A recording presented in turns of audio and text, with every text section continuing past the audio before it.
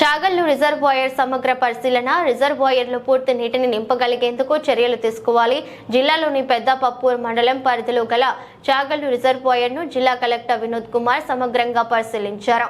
శుక్రవారం పెద్దపప్పూర్ మండలంలో పర్యటించిన జిల్లా కలెక్టర్ మండలంలోని చాగల్లులో పెన్నా నదిపై నిర్మించిన చాగల్లు రిజర్వాయర్ను అధికారులతో కలిసి క్షేత్రస్థాయిలోకి వెళ్లి పరిశీలించారు. ఈ సందర్భంగా రిజర్వాయర్ పూర్తి సామర్థ్యం ఎంత, ఇప్పుడు ఎంత నీరు నిల్వ చేస్తున్నాము, పూర్తి సామర్థ్యానికి తగ్గట్టు నీటి నిల్వకు ఉన్న సమస్యలు, ఇన్ఫ్లో ఎంత ఉంది తదితర వివరాలను జిల్లా కలెక్టర్ అధికారులను అడిగి తెలుసుకున్నారు.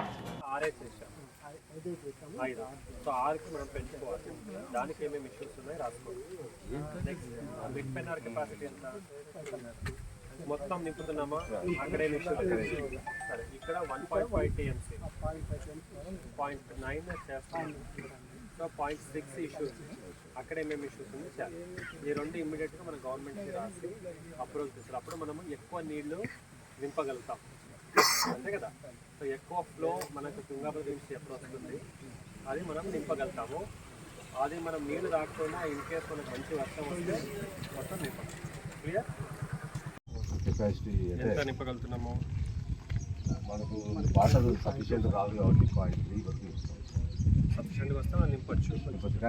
దీనికి రెయిన్ వాటర్ క్యాచ్మెంట్ ఉంటుంది కదండి, పెద్ద లేవు సార్ రెయిన్ వాటర్.